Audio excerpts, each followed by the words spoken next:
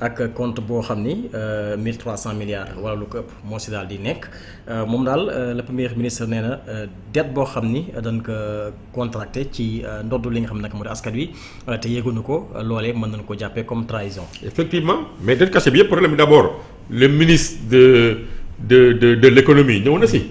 dette cachée bi en fait nit ñi ñoo si polémique rek. déjà loolu leer na. wax nañu ko ba pare. rapport Cour des comptes génn na ko. dégg nga maam mission wu FMI yi 3 missions successives FMI yi ñëw nañu.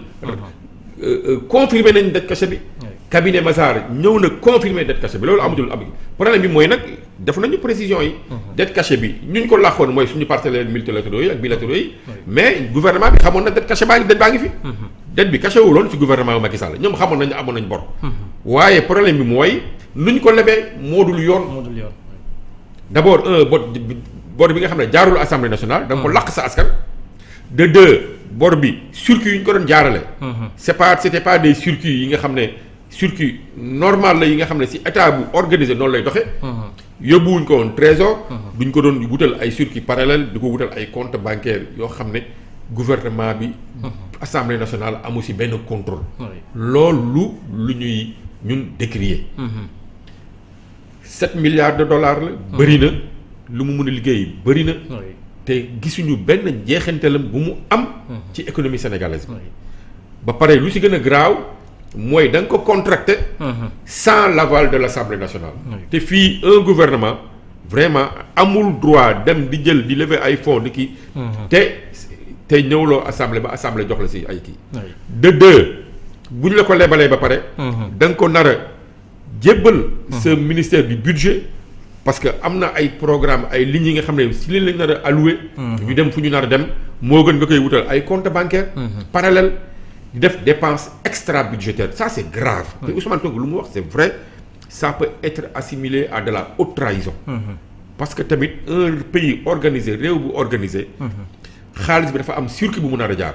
yépp a nar a leer xaalis pour ñu dekese ko. il faut que un circuit yi nga xam ne duñ ko définir au préalable. ñépp xam nañ ko. mais créer ay comptes yi nga xam ne ay comptes opaques la. un simple coup de fil mun a tax nga dekese. fayal diw yónneel diw viréel diw te kenn amul contrôle.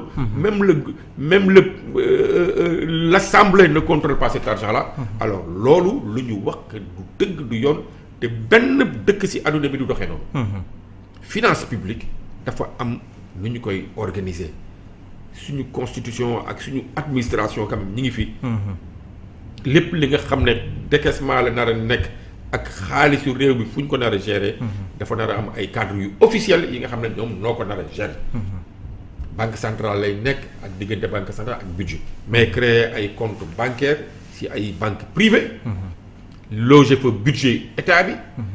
benn compte bi rek dégg naa plus de 1300 milliards de recevoir diggante 2019 ak 2024 loolu lu jéggi dayoo la donc enquêtes yi gaa yaa ngi ci. Macky Sall doful jinne jàpp ko. bu demee ba di jël ay pool d'avocats. te kenn jiñu ko dara. xam na xel lan la fi def ak lan la ko mën a jural ëllëg. mais tamit est-ce que c'est pas incohérent que compte boo xam ni 1300 milliards wala lu ko ëpp mi ngi ci dette cachée bi buñ ko xoolee ba ci biir presque toll na ci 7000 milliards ak jafe-jafe ji nga xam ne état bi moo ci nekk te jusqu'à présent daanaka lu ñuy xaar ci wàllub reddition des comptes ba tey amagul. mais dina am reddition des comptes Ousmane Sonko ne jébbal nañu. problème bi kay mooy. est-ce qu'on a suffisamment de magistrats parce que dossiers yi bëri na benn bëri nga xam ne problème bi mooy est-ce qu'on a suffisamment de magistrats pour traiter ces dossiers.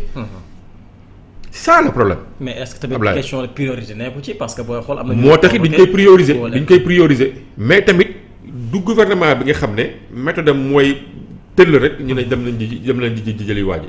wax nañ ko foofu tamit démb assemblée nationale. dossier bu ñu teg ci wàllu justice day fekk topp nañ ko sayma nañ ko càmbar nañ ko ba mu xam ne leer na lii. nii la demee mbir yi nii la demee am nañ ci lu leer ñu soog ko jébbal justice. ba nga xam ne mbir yi day leer parce que tamit du chasse li ñuy way chasse à la sorcière. lu fi yàgg am noonu donc justice kenn du ko parparloo. ñoom tamit leen di bàyyi ak seen ak yelleef mais nañu fexe ba dossiers yu ñuy jébbal procureur. mu nekk ay dossiers yi nga xam ne c'est des dossiers irréprochable pas dossiers yi nga xam ne c'est assez léger yi nga xam ne facilement bu demee ci kaw yoon rek ñu delloo la ko ñu ne finalement la montagne aurait accouché d'une souris. Non non mais nañu xam ne mbiru dette cachée bi lu sérieux la te ça peut aller très loin ba au plus haut niveau nag di nga xam ne état Sénégal amoon na ko. Donc il va falloir ça dire que ñun lu ñuy laaj bon le pôle judiciaire financier. C'est vrai que daf nañu ay magistrats mais ñëpp xam nañu Sénégal dafa am un déficit de magistrats. sooy xool rek les longues détentions demal bureau magistrat yi. placard yi fees na ba dossiers yi si moquette yi lay dem je sais pas bu la boo mosoon dem visiter des cabinets des juges d'instruction nga xool seen bureau yi nu muy bëri ay dossiers. ba si moquette yi sax day am ay dossiers te tellement que placard yi day fees. Donc ça veut dire que Sénégal nag nañ góorgóorlu tamit. ci yokk magistrature bi en nombre yokk cabinet juge d'instruction yi. parce que vraiment day yéexal mbir yi. ba pare day gàllankoor justice te am na ñi nga xam ne tamit il faut que mbir yi seen mbir gaaw. mais même au-delà même des dettes cachées wala des délits financiers. mais même les délits de droit commun yi nga xam ne nit ñi ngi ci kaso yi. ñuy toog ay at parfois si ay affaires yu banal leen di jàppee. seen dossier di avancé faute de manque de magistrat donc. mais il va falloir que justice bi xaw si góorgóorlu si loolu. oui xëy na faute magistrat yi loolu aussi dina doon gàllankoor le premier ministre moom mooy nee na ba tey xamul lan moo tax la réduction des comptes yéex bi mu ñëwee lépp loo xam ni rapport la. jébbal na ko li nga xam ne nag moom moo di yoon mais danoo seetlu même bu fekkee déficit magistrat am na mais dossier boo xam ni dossier politique la daanaka même pas 1 an dinañ vider li nga xam nag moo di boobule dossier moo tax sànq moo doon junju ni la est-ce que du mbiru priorité moom moo am nu prioriser li nga xam ne nag moo di mbiru politique que li nga xam ne tey jii moom moo di mbiru crime économique ak li ñu mel. non je ne pense pas en tout cas. Dossiers yi moom la kulli alin kenn dootul teg du conc ci dossier. loolu moom Sénégal xam nañ ko teg conc ci dossier. ci jamonoy Macky Sall la woon. ak jamonoy Abdoulaye Wade peut-être mais léegi moom leer nañ ak régime bi fi nekk. kenn dootul teg conc ci dossier. léegi nag bëri na délits yi bëri nañu benn délit bi nga xam ne Sénégal yi itam yàkkamti nañu effectivement. donc dossiers yi il faut que ñu def ci avec diligence. te Ousmane Sonko nee na moom def na liggéeyam. dossier du taxaw cabinet. dossier bu ñëw dina ko jëbal. léegi nag ministère de la justice moo nar a accélérer cadence bi. tamit moo nar a accélérer cadence bi tamit. que pour que vraiment mbir yi tamit parce que sénégalais soo leen wax di gindi ay effet d'annonce. di jiiñ nit ñi ba pare gis ñu dara lu ci topp. jàpp ñu kenn ba pare kenn instruire benn dossier tamit mujjee gi mën nañ dem ba xalaat ne ay politique def ci rax. te alors que sérieusement ñëpp ñu ñuy citer ci rapports yi. c'est des faits qui sont avérés. Donc fexe tamit ba ñooñu ñu leen di jàpp di leen teg ci yoon tamit dina am solo trop. D'abord dina servir de leçon dina wàññi dina tax nit ñi fi nekk. bu ñu naroon amoon xel def naka su dul noonu sax dinañ xam ne dossier yaa ngi dem ñi ngi traité dossiers yi donc dafay am effet dissuasif. donc moo tax justice am solo. tant que justice ñu ngi koy rendre tu vois de façon vraiment. Avec célérité. Et avec transparence loolu dafay tax day wàññi. corruption day wàññi sàcc bi fii au niveau du Sénégal te il faut que ñu dem ci loolu. mais tamit li nga wax dëgg la def ay effet rek. day annonce kese. te kenn du gis ñu jàpp ni wala ñu ci jàpp ñu néew la. loolu defe naa mun na teeyal xelu Sénégal yi. yaa ngi tudd léegi nii amul benn dossier boo xam ni dinañ si teg seen conc naam dinañ si dikkaat mais aussi am na benn révélation mu def muy dossier Petro-Tim nee na boobu dañ ko effacé woon ci circuit bi. oui mais def na le tout ba récupérer waat boobule rapport. te loolu c'est grave. très grave même. te loolu c'est grave. mais problème bi mooy il faut que ñu dem ba xam lu tax ñu dindi ko ci circuit bi. ak ñan ñoo joxe ordre pour ñu dindi ko ci circuit bi. parce que dossier boobu aussi bokk na ci. dossier boobu c'est un dossier explosif. oui dossier boobu c'est un dossier explosif. parce que moo ñuy jural lii difficulté yu ñu nekk nii. actuellement nii ñu ngi extraire pétrole ak gaz fii. te amuñu ci dara. amuñu ci dara parce que Sénégal noonu la yàgg doxee. Sénégal noonu la yàgg doxee gis nga tamit. lu ministre de la culture Amadou Ba. du tourisme wax ci dossier bu hôtel Radisson bu Diamniadio bi gis nga lu mu ci dox.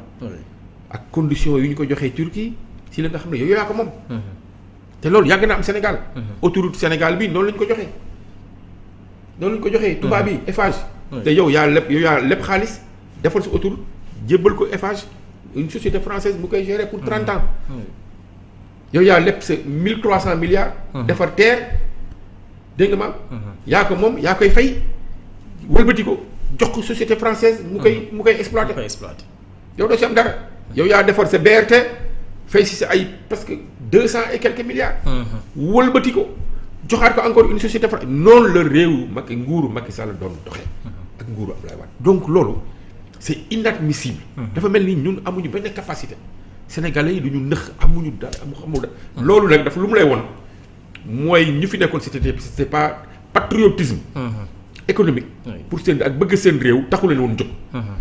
te sooy xool contrat yooyu yëpp day am ay nébuleuses ay rétrocommission yu am solo daf siy am. parce que lu mel ni Petro-Tim jébbalewuñ ko tubaab yi rek. ci montant yu modique yi nga xam ne moom la ñuy jox kii Sénégal non. wóor na ma ñoom homme politique yi li ñu si am. ci rétrocommission moo ëpp sax lu si nguuru Sénégal am.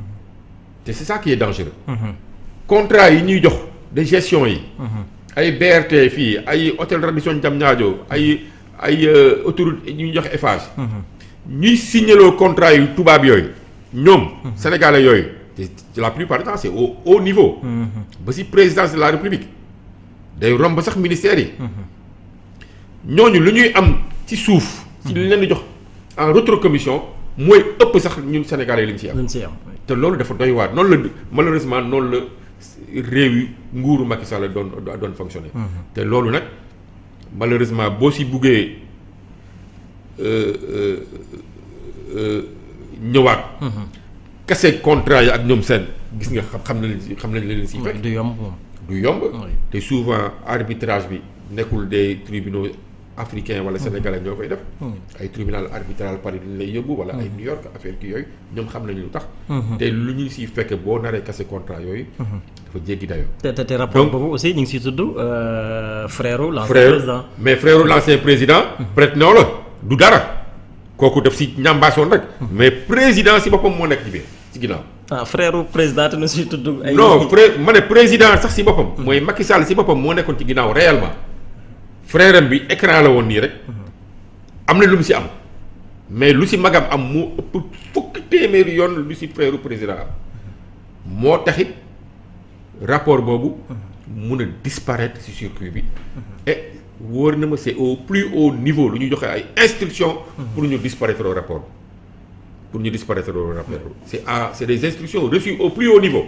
et je soupçonne la main du président Macky Sall. yi nga xam ne dedans joué na si. te enquêtes yi door na. rapport bi ñu ngi koy suqaliwaat. ñu ngi koy tegaat si table bi mais tu vas voir ay mbir yu doy waat na si am. loolu nag Sénégal si boppam mun na wëlbatiku porter plainte. société yooyu. ak won leen si tribunaux internationaux yi. naka la ñuy ñëwee corrompre ay chefs d'État. parce que c'est possible. ay transparence yi ñu ngi fii y a quand même des organismes yi nga xam ne ay corruption duñ koy condamné duñ koy sayma di sama enquête donc Sénégal mun na jouer ci levier boobu. dem ci bërëb yooyu wëlbatiku pour exiger la renégociation de ces contrats là. parce que ces contrats lu ko lal soubassement yëpp ñëpp xam nañu ay corruption lañu. te mun nañu tracer waat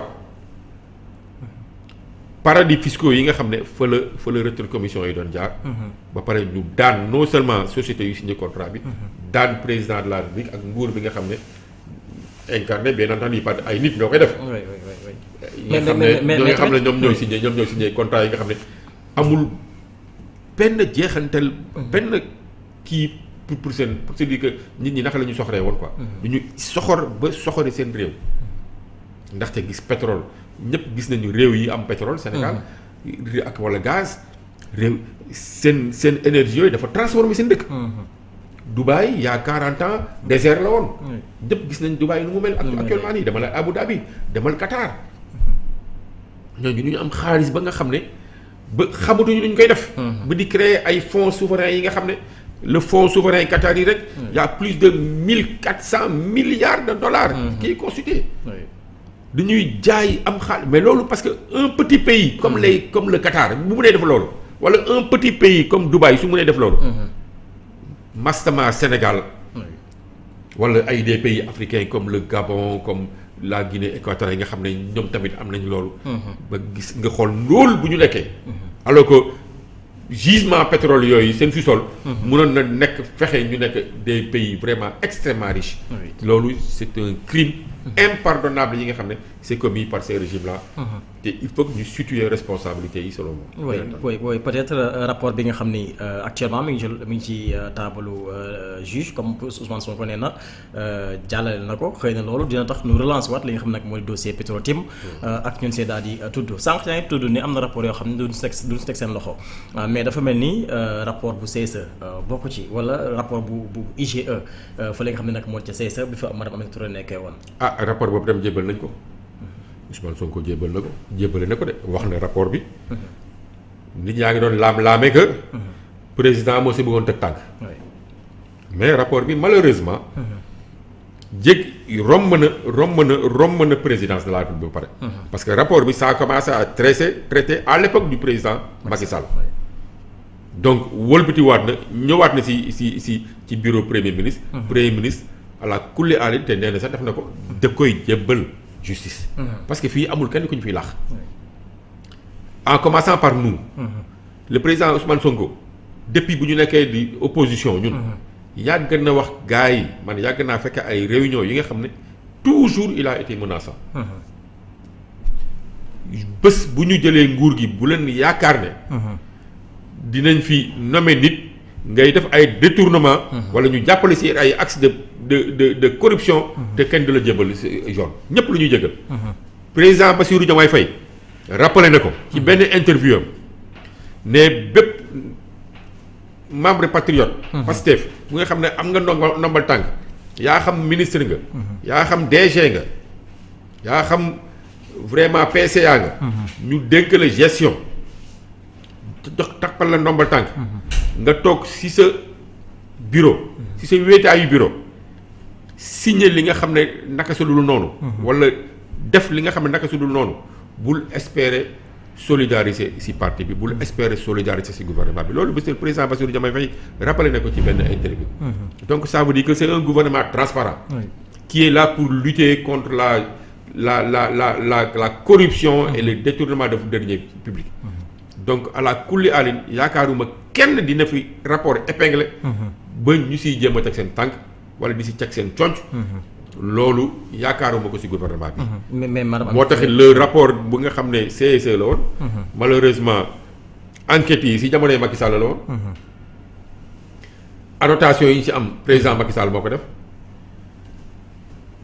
rapport numéro 1 bi mi ngi woon président de la République numéro 2 bi a ngi woon si primature comme nu ko yoon tuddee te jébbal nañ ko bu mu ñëwee ci bureau premier ministre nee na moom jébbal na ko justice te moom moo am prérogative pour jébbal ko justice encore une fois du président mooy jébbal justice c'est le chef du gouvernement bi nga xam ne les membres du gouvernement les ministères ci responsabilité am lañu rek moom mooy jébbal dossiers yi pour traitement ku ci nekk li nga xam ne dossier bu la yoroon notamment les dossiers judiciaires mu koy jébbal le ministère de la justice pour ñu traiter ko mais am nañ yaakaar tamit nañ ko traiter nu mu waree donc y aura pas de 2 poids 2 mesures amul ku ma am ndey amul ku ma amul ndey amul je suis un envoyé spécial du président de la République wala sangam amul je suis un président de la coalition Diomaye affaire yooyu képp ki nga xam ne rapport épinglé na la man sax je suis pour que le gouvernement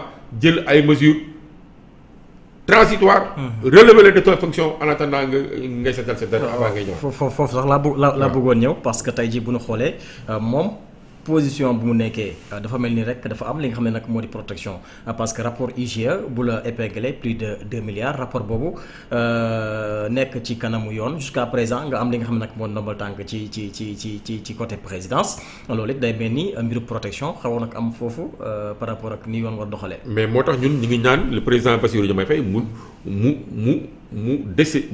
mu séparé wu ak daw soosu bu nga xam ne rapport épinglé na ko mooy Mimi Touré en attendant muy seetal dara parce que tamit il faut pas que ñuy joxe impression que dafa am genre bouclier bu koy protéger te bouclier bu kawe la parce que président de la République aussi c'est pas n'importe quel milieu nar ñu am benn collaborateur bi nga xam ne rapport épinglé na la président di la bàyyi si wetam donc il est très normal te loolu la ñuy xaar si moom que mu relever Mimi de ses fonctions ñu mettre ko à la disposition de la justice kenn waxul nag moo def dans un rapport fu mu nekk nii ñi jàng si enquête ñi ngi ne non règlement de compte la woon Macky Sall moo ko télécommandé moo ko téléguidé woon en tout cas rapport la bu nekkee dara nekku si bu demee si yoon dina ne dara nekku si parce que Macky Sall mënul télécommandé rapport bu amul dara ba ñi tilimal deru jàmbur mu dem si justice bi di topp tànk yooyu justice bu rendre compte que kii en général en vérité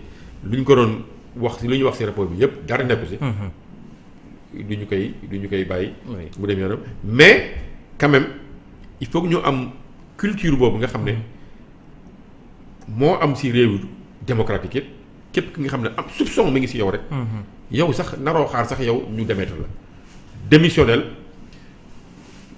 mettre à l'aise tu vois ton gouvernement ak tes supérieurs bàyyi justice doxalam su boobaa nga seetal ba pare tu en sortiras grandi mais bu nekkee quand même def nga naka su dul noonu su boobaa yoon daan la comme nu ñuy daanee bépp sénégalais bi nga xam ne da nga jalgati yoon. oui exactement alors dañuy ñëw ci li nga xam ne nag moo di wàllub politique par rapport ak kàddu gu Ousmane Sonko yi ci foofu mën wala sax si dialogue yi nga xam ne moo fi amoon dialogue politique yi moom le premier ministre Ousmane Sonko dina xamal ni dialogue bu bon